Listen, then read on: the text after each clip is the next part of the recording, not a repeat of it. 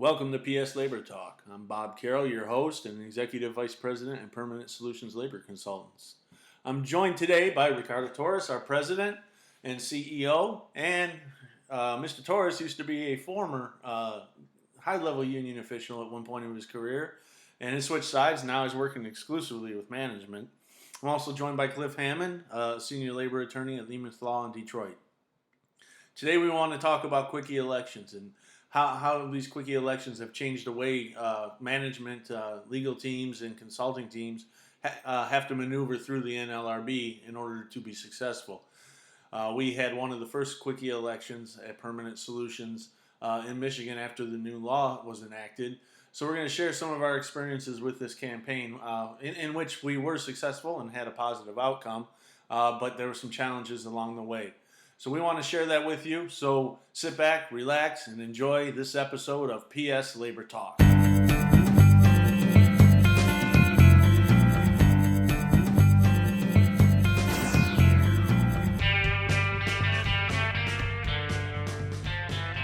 I'm here with Rick Torres and Cliff Hammond back for PSLabor Talk, and we're here to talk about Quickie elections.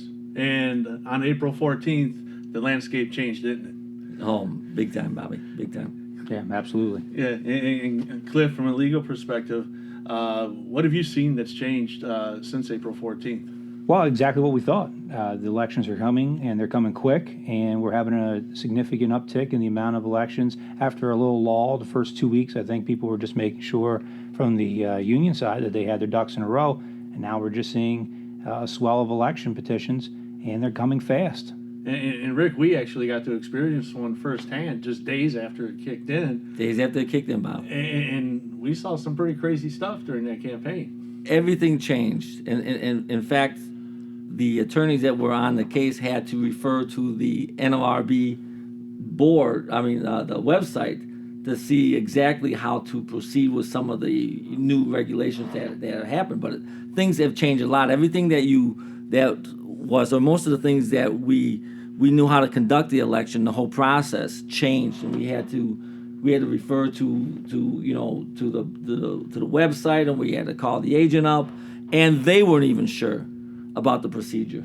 And this actually started before the 14th. Cliff, you and I have had talks just since this new board's been in office about some of the simple things that we've done in campaigns that we can't do anymore. I'll give you an example.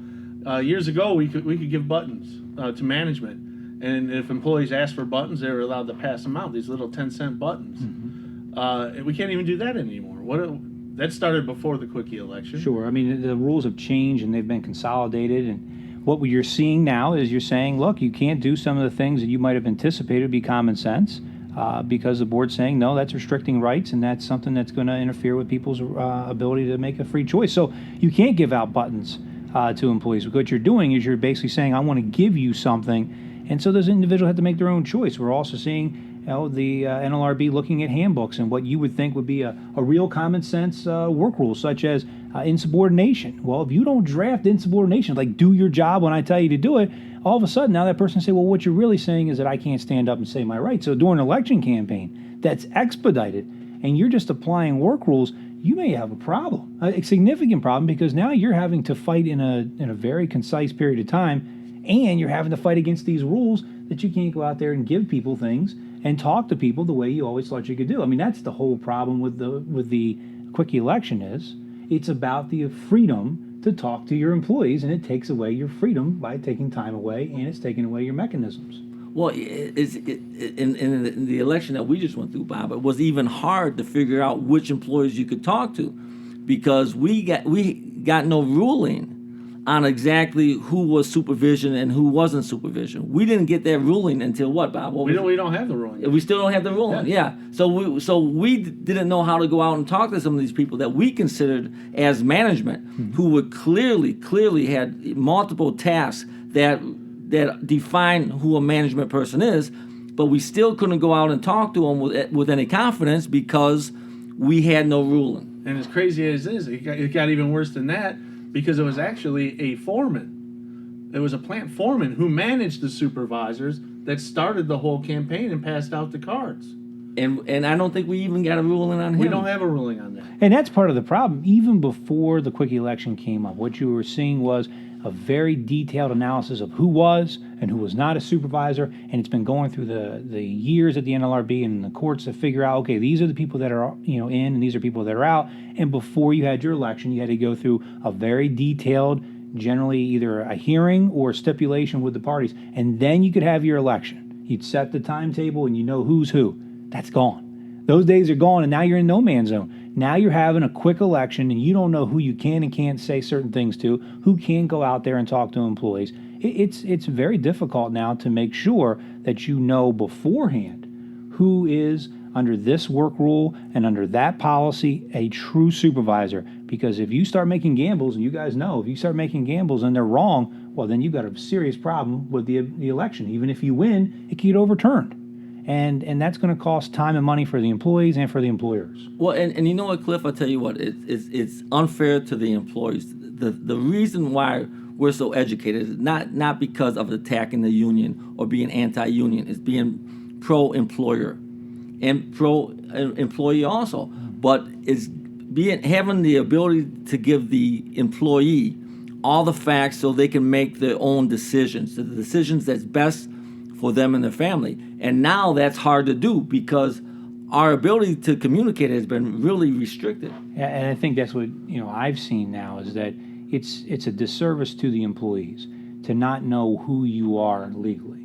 If you walk around with a title of supervisor, and historically you've been a supervisor, and we all know you're a supervisor, but there's not even a definitive answer before an election by the NLRB, and you have people with that moniker on who may be under this petition, somebody who could vote, and then you have to come to the election and there's an objection for your right to vote or not vote, it just becomes disruptive, and it's not right to the employee, and it's disruptive to the employer's business because they're trying to run a business during this campaign. It's not like we stopped doing business because we have an NLRB campaign. So it is a disservice, and there's a transition period here, and it doesn't look like it's going to end anytime soon because the goal here is let's have an election first and figure it out later. And you've seen it. You've seen it firsthand. I think one of the attorneys said it best during the campaign when we were talking about the supervisors. He said, if we go to the board and we say these guys are supervisors, the board's not going to say they're supervisors. But if the union goes to the board and says they're not supervisors, they're not supervisors. And that's the fight that we had throughout the whole campaign. The union was claiming that they were non-supervisors, even though it was clearly defined. In this particular instance, we showed them the language in the National Labor Relations Act. Let the supervisors read the act and make a decision for themselves. Are they supervisors or not? And they all agreed they were supervisors. But we still had that NLRB hoop we had to go through. We still could not do what we would traditionally do with supervisors. And it became a giant roadblock. Now, the good news is, Rick, we did win the campaign. Of course, we won it by 83%. But, in fact, a week before the election, before the vote, we had the union that sent all the supervisors a letter to their homes telling them, even if you're being told that you're a supervisor, even if you have traditionally been a supervisor through your employment with the company, you still have a right to vote. So go and vote. And they sent a letter to everyone's house saying that. And posted it on public Facebook. And posted it on public Facebook also. And it is disruptive to business, but even more importantly, when you take a look at the number of elections that are going on and you see this uptick, what you have to understand behind the uptick in elections and the speed of the process is that if you're going to make things more efficient, but then throw in an inefficiency like this, it's counterproductive to the entire environment because what you're doing is you're saying, let's get a result, but then let's litigate it forever. And that's just not what I think the goal should be. The goal should be, if you want to fix a problem, if you think there is a problem with the elections, then fix it lawfully. Fix it in a manner that gives you the right to say, here are the rules for employers, here are the rules for unions, here's who you are, you can vote and you can't vote, and let's go. But when you add up these micro units and you make units basically gerrymander to what you want, and then you take out the ability to figure out beforehand who is and is not an eligible voter, what are you doing? What you're doing is you're creating a lot of opportunity for unions, but you're also creating too much chaos, I think, for employers. And so I think what's going to happen is that the courts are going to have to resolve some of these situations. And you're going to see an uptick. Right now, you're having about 1.5% since this Quickie election comes in. 1.5% of the elections are going to an actual hearing to determine certain issues. The rest of them are just being bypassed. And what hopefully will happen is they'll be forced to have more hearings to actually say, look, we need to make this decision. But right now, we're just not seeing that. We got to make these decisions ahead of time instead of afterwards. But it's not happening now. The problem with that, Cliff, is that these hearings are more than likely going to take place after the election, That's right. which is more disruptive. Now, you're dealing with a lot of small companies. You're dealing with a lot of small companies who are being, having to spend themselves out of the ability to conduct business. I mean, like this employer that we just had. It's a small company, been in existence for maybe 5 years, maybe a little bit longer, who has been put on the brink of not being able to continue to operate because of the cost, and it drags on and on and on. And what we're seeing also, and looking at reports from across the country, as it was in this facility that we went to, Bob, the amount of ULPs has increased tremendously. Our ability to deal with the ULPs and the reduced time frame, and then subpoenas and all the court dealings and all the actions and investigations has just really just almost stopped the ability for the company to operate. And in this case, it wasn't even the number of ULPs; it was the insane amount of information, the just incredibly insane amount of information that they expected us to get in that shortened time frame. We're talking information that took 24 hours, 48 hours working night and day to get to these people in time. And information that didn't even have anything to do with the ULP. Correct. And we still had to supply them with that information. And that's the pragmatic effect. What you've seen is this steady, slow march to expand what is an unfair labor practice. Then you see this steady, slow approach to how are we going to run elections differently. Now you put them all together, and now you're trying to run a campaign. And let's say you have a medium-sized to a small-sized company that's being organized. All of a sudden, you're going to have a very limited amount of management anyway. Now those managers, some of them are going to potentially be involved in the election. There's a question that we haven't even resolved. Then you've got to get this information to the board. And at the same time, you're trying to communicate to your employees. And at the same time, you're getting customers who are calling you up saying, hey, where's my product? That's the whole goal. File charges, get information, get an election, make you run your business. You're going to have to give somewhere. And that's why people need to get ahead of the curve. Because even when you're ahead of the curve, with the constraints that you have under all these pressures, you're going to have to give. You got to know where to prioritize. Because it's tough. It's very difficult to run these things. Yeah, and the funny thing is that it's still against the act for supervision to engage in union activity. Right. It's still against the act. But the law as it stands, and as our experience has shown us, is that we have the inability to discipline or to stop supervision from engaging in union activity because they're not declaring who's a supervisor or not. So it's damaging our ability to be efficient and setting ourselves up for charges later on. And the act doesn't say, well, your supervisors can be active in union if they're only pro union. It doesn't say that because they still can't question, they still can't interrogate, they still can't spy. There's an array of things that they still can't do that we could get hit with on the backside after the election and actually have the election overturned if the supervisors are engaged in it. But who's to say who's a supervisor or not? Because the board hasn't declared them. We can't discipline them because we might get another ULP or more charges. And after the fact, it can come back to kick us.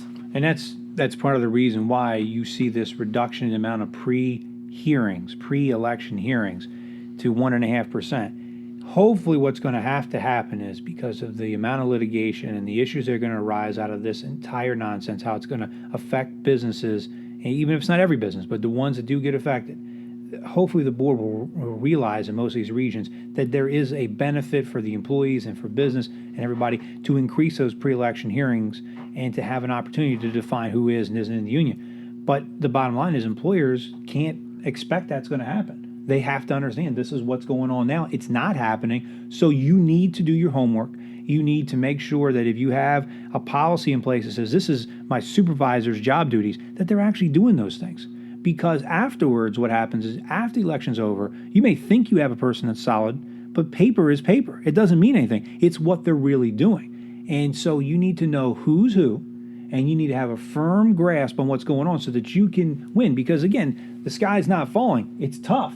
But there are things that you do. There's mechanisms that you can put in place. You've got to put those in place to safeguard against this process because you just don't have time. Well, that's why employers need to, right now before there's union activity, make these people supervisors. And by making them supervisors, I mean more than just a boss. Make them leaders. Make them part of the process of improvement for everything across the board in the company.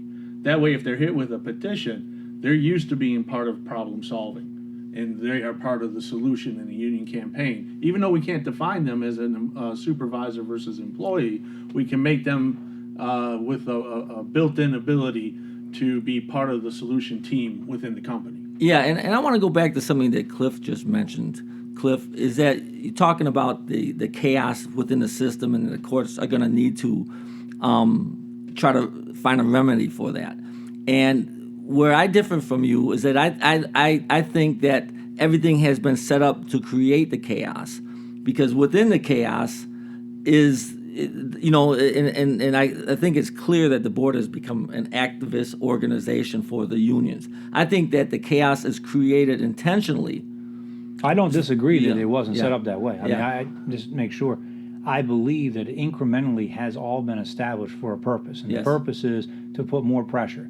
You want to have, at every moment, at every detail, at every angle, a constant pressure so that you will ultimately either, one, make a mistake or fold. And that's an advocacy position. But the point is, in Texas, we just had a ruling saying that these Quickie election rules are legal. Mm-hmm. We have another challenge in the D.C. Federal Court. Most likely, that's probably not going to be successful against these rules either. But what has to happen, I believe, is that the regions are under stress too, because if you start having a tremendous number of these petitions and underlying issues and underlying charges, hopefully what's going to happen from a pragmatic standpoint is that they will change the way they're addressing, because the regional directors of different NLRB regions have discretion to hold or not hold these elections. I'm hopeful that the volume of unnecessary litigation will ultimately lead to some reprieve. But you can't expect that's going to happen, because we don't know that's going to happen. It doesn't have to happen. That's what I'm hoping for. Yeah. That's not saying it's going to happen. I'm hopeful that that's what's going to happen because of the source of litigation. If you're a larger company and you have unlimited resources, which is very few companies, then this is just another hurdle, but it's something that you can just go ahead and budget for. But the majority of companies, they just don't have the resources like you guys were talking about. If you're a small business, you're a small employer, and you've got all these things to overcome, it's difficult to litigate all those issues. So you just have to sit down there, understand what the rules of the game are, understand chaos is part of the plan, understand the rules to a certain extent are in favor of members and employees of unions. And so then what you've got to do is you got to counteract that with prepared issues with your handbook, talking to your employees, getting good business systems in place so that you can augment them when the election comes, because you just don't have the time. 14, 28 days, 23 days, whatever the election period is, it's so short. It's unbelievably concise and short, and you're going to be hit with charges. You're going to be hit with everything else. You just don't have time to respond from the beginning. Right, and the bottom line is going to cost unions a lot less money to organize. Absolutely. I mean, it's hard to keep the group of people you're trying to organize motivated for 35, 42 days, but for 15 days, 16 days, 20 days, it's a lot easier, especially if now you're foregoing a lot of the rules of the game that we have been used to abiding by. Also, the up end part of the organizing campaign is not going to shrink. They can spend their time trashing management and causing chaos within the facility and driving the workers against management, which is, and intensify that. And it's just going to make it much, much harder once the petition is filed to be able to, bring some form of clarity to the workers and education to the workers and cut out that emotion, because that's what drives the organizing campaign is emotion. It's breakdown of communications is the biggest cause of organizing campaigns, but it's all driven by emotion. Keeping that emotion alive for 15 days is relatively easy, especially if you come up with all kinds of issues or and if mistreatment, even if it's just believed or perceived. Perception is reality when it comes to organizing campaigns, and the ability for management to counter that and to take the emotion out of the campaign is 100% harder to do within that short time frame, especially when you're getting hit from all other kinds of sides with the rules changes and with ULPs and with other charges. Well, and you guys can talk to this more specifically, but so when you had the old rules before April 14th, you had 42 days as a target. So from the time the union files their petition until they had the election, the goal was to have it within 42 days. And of course, you had some things that happened in the middle. Well, in that period of time, you had the opportunity to talk to people. Now, the average median time was actually 38 days. So the NLRB was actually doing better than their guidepost. Now what we've seen since April 14th is an average of around 23 days. So that's the average, which doesn't mean it's the norm. It means the ones that actually have been strung out are taking things up. So you're having elections getting down closer to that 14-day goal. Okay, so that 2-week or less goal. You can say, when you look at a calendar, just take a look at it, and you take a look at a 42-day calendar, and then you take a look at a 23 to a 14-day calendar, you guys who do this for a living, who go out there and talk to people, that's got to take a giant effect on your ability to communicate. I mean, it just takes a chunk of the employer's role and opportunity to meet with people. If I'm on vacation for a week, I'm an employee, I show up. Hey, what's going on for the last week? Oh, this week we've got an election. That's a big deal, isn't it? Oh, it's a huge deal. In fact, many times when we get a call from a client saying that, hey, listen, we got hit with a petition, and surprising amount of companies, percentage of companies are taken by surprise, and I would say 85 to 90% of companies are completely taken by surprise that they got a petition. And once again, that's a breakdown in communications. And when we asked, well, was there any sign of union activity? No, there was no sign. We're taken by surprise. We had no idea what was happening. And then 2 or 3 weeks later, we're starting people to say, now that I'm more educated, now that I'm thinking about it in retrospect, yeah, we did see where the union activity was taking place. We just didn't recognize it for what it is.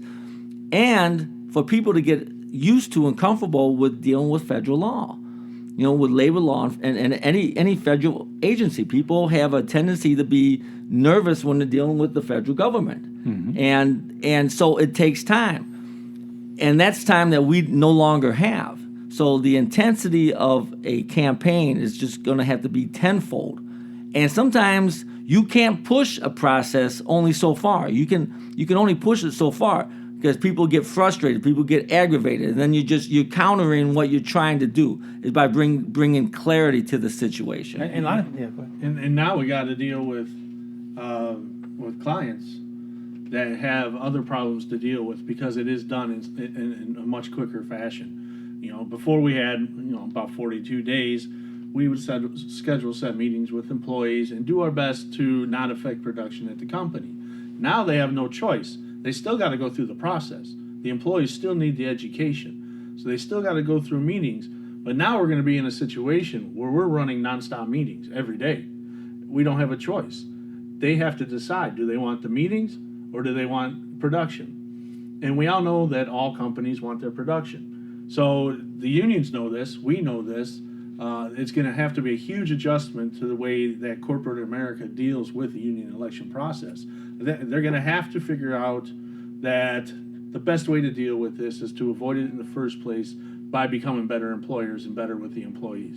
And that's the bottom line, is that the law during this entire process gives employers the right to go out and communicate under their First Amendment speech process to talk to employees.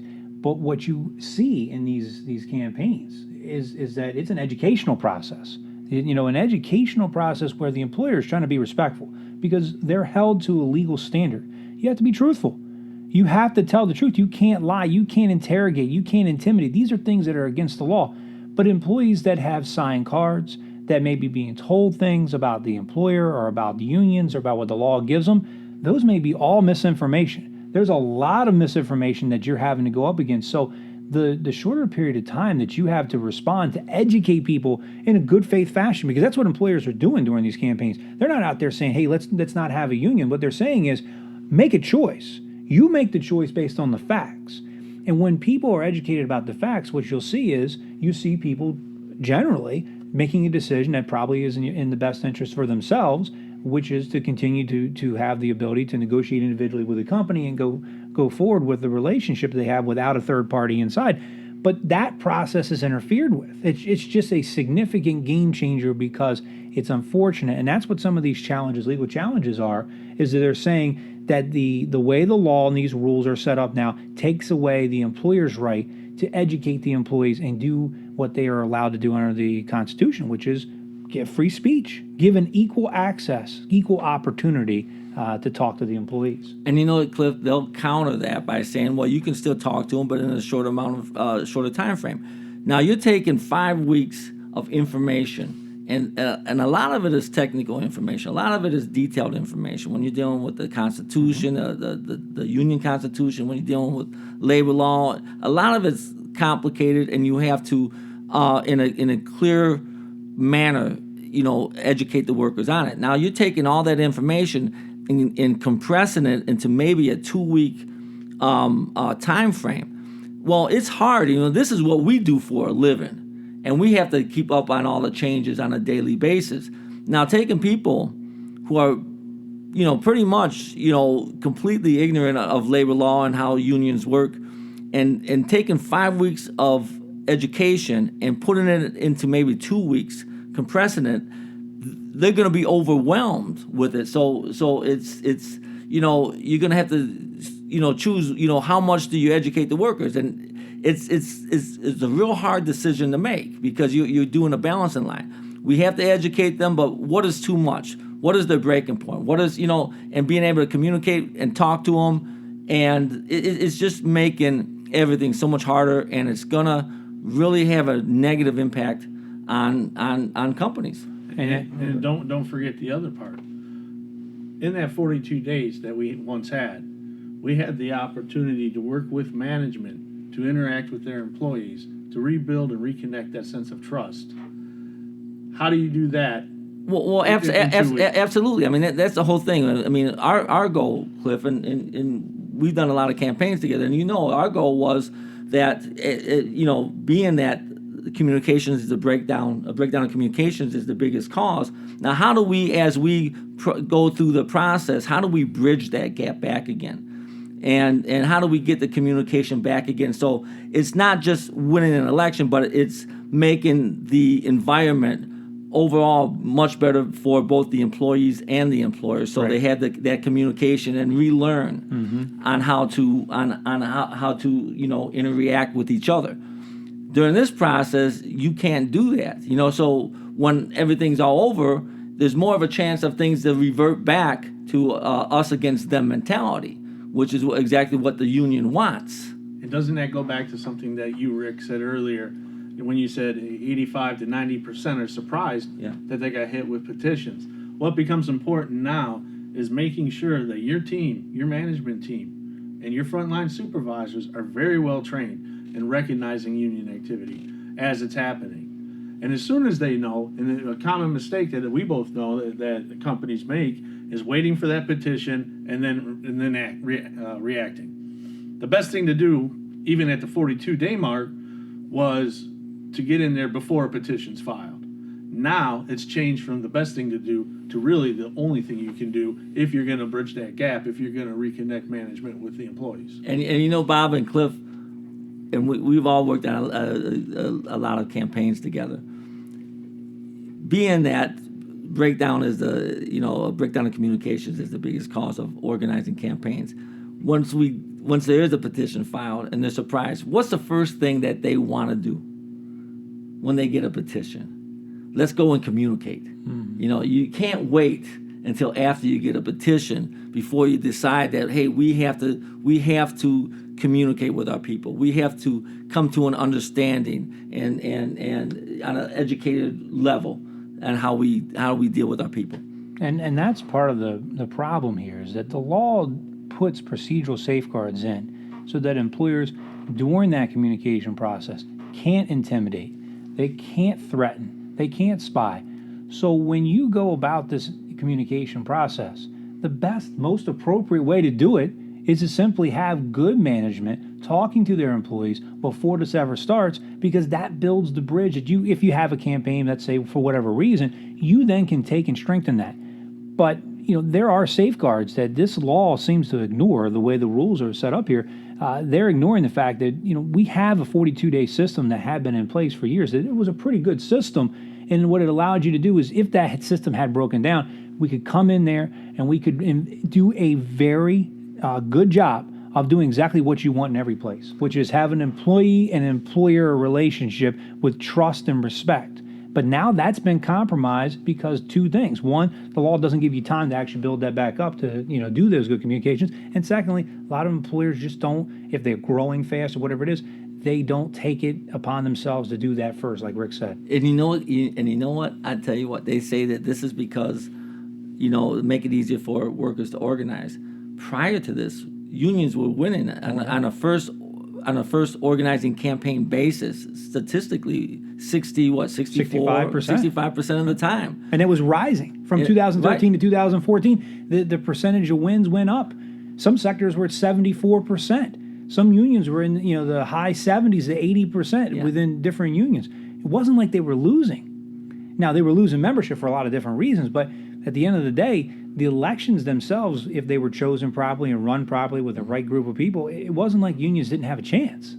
I mean, that was the problem. I think people missed that issue. So now you take that win percentage and you add this to it, there's your problem. Well, it's just like Canada. Years ago, I helped, when I was with the steelworkers, put together the merge with the Canadian retail workers. Mm-hmm. And they had, and it's a little bit different. In Ontario, it is a mandatory 5-day election process, and outside it's a little bit more flexible. But they try to have it within. The goal is to have it within 15 days, and depending on the workload of the agencies in those areas. But they try to have it on a shorter time. They all try to have it within 5 days. But outside of Ontario, it went a little bit longer sometimes.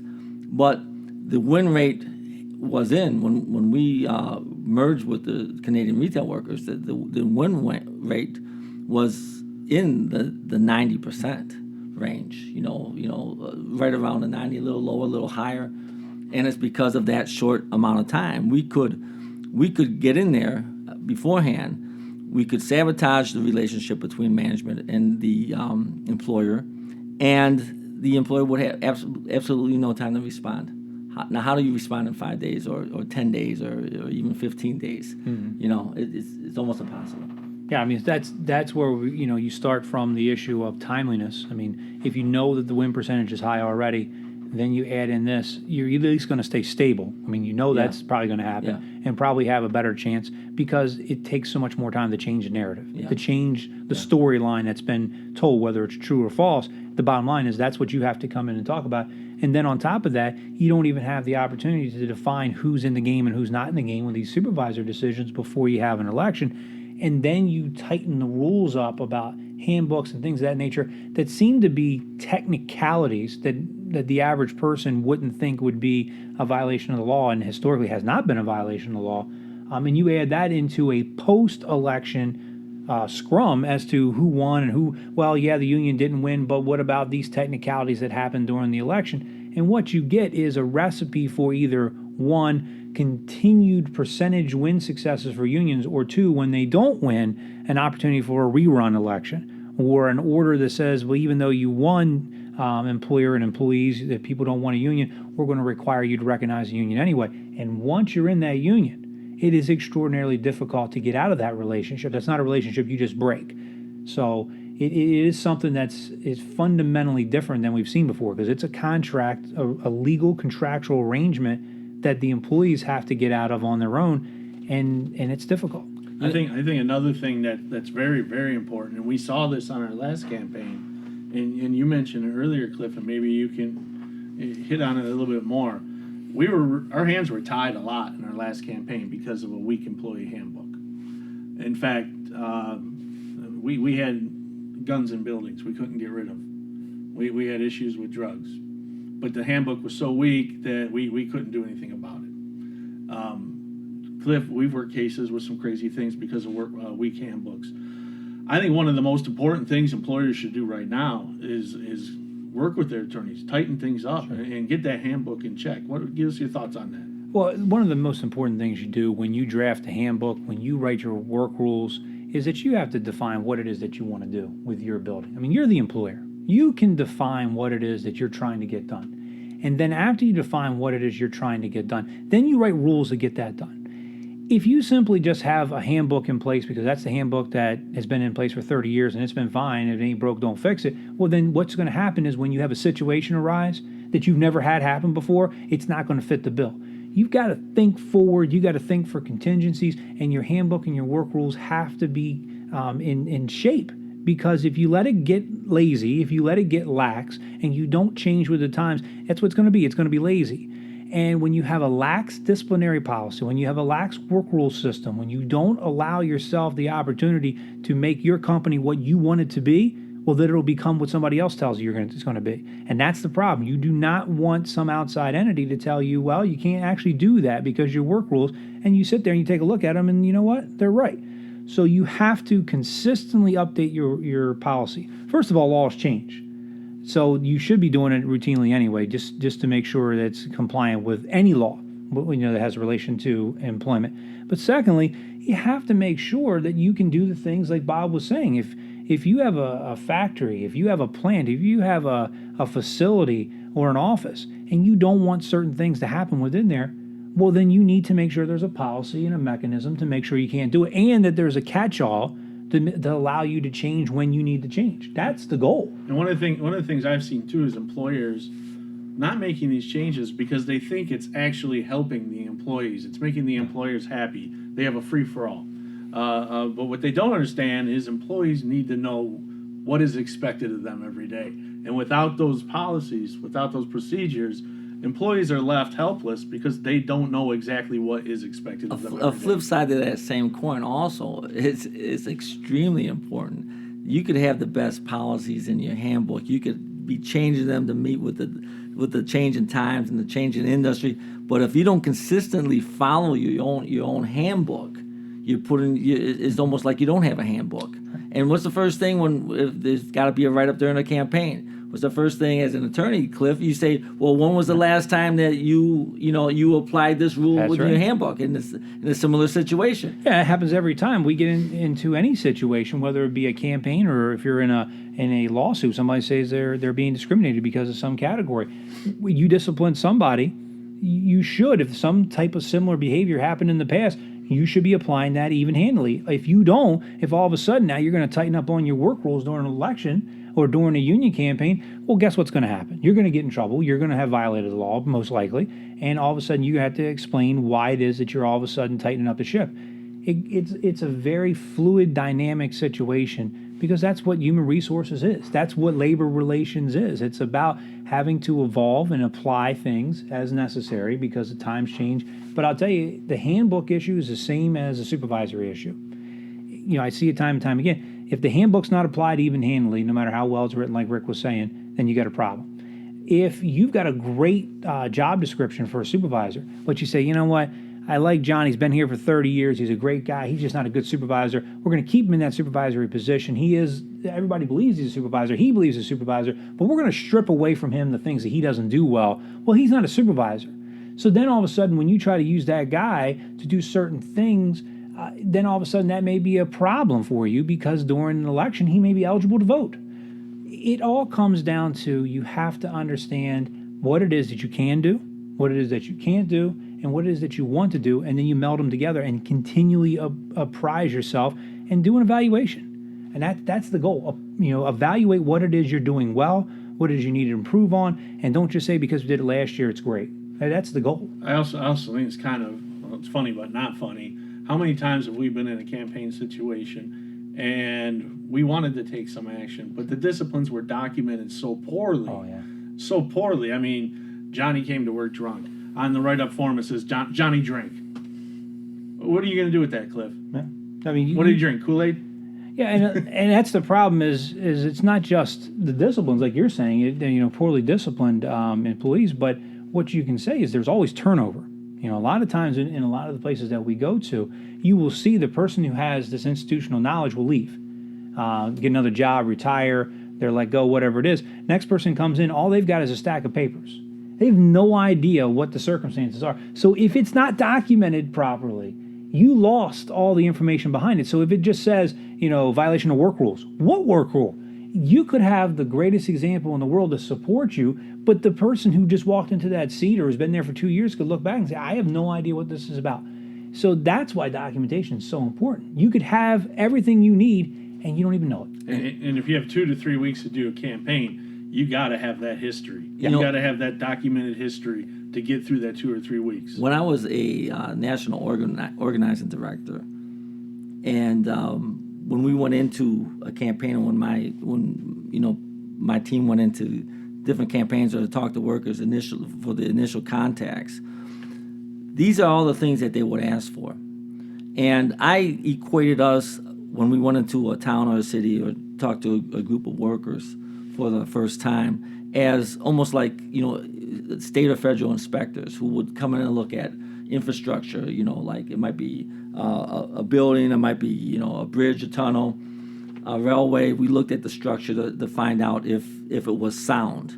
And on a state or federal level, they come in to try to repair it. Us, when we came in, when I sent my teams in to meet with employees for the first time, they would look for those structures so they knew where the weaknesses were. When we saw things as far as the write-ups, when we saw things as far as how the interactions between frontline supervisors and the workers and all these other things that, favoritism and all these other things, that was, to us, was a structure, was a weakness in the infrastructure being the frontline supervisors and the management team. So that's when we would know, okay, this is a good target for us to attack. Remember, when unions are like water running downhill, they're always going to go to the path of least resistance. And if you have a weak foundation, it's going to be a shining beacon in the night for a union to attack you. Oh, we're out of time, but I want to do one thing and go around the table. I want to know what advice you have for employees in staying union free. Well, it's very simple. You have to make sure that you have policies implemented and written that meet your objective, what you're trying to do, and then you have to meet your obligations as an employer to build communication. So do it in your work rules, do it on the floor, have communications and understand who is a supervisor, who is not a supervisor. Once you have those building blocks, you talk, you build those relationships, and you have work rules that work for you and the employees, you're way ahead of the game. Spot on, Cliff. And to be union free, you have to make being union free part of your corporate DNA, and it's got to come from the top down, and it's got to be consistently applied when operations are running smooth or when operations are hectic. You still have to apply the same principles on how you deal with your people and how you communicate with your people and the respect that you give them. Consistently applied. And my advice would be, leaders and companies need to learn to get their head out of the sand. Everybody's got problems. If they're not talking to their employees and they don't know what their problems are, they're vulnerable. Take the time, talk to your employees, figure out what's wrong with your company, and for lack of a better words, lose any kind of arrogance that would stop you from fixing those problems. I can't tell you how many clients that we've dealt with where pure arrogance got in the way of stopping the union from coming in and talking to their employees. They thought they were better than the union. Well, if they're not talking to their employees, the union will be glad to talk to the employees for them. Well, that's it for PSLabor Talk today. Cliff, thank you. Thank Rick, you. thank you. I'm Bob Carroll, your host, and I'll see you next time on PSLabor Talk.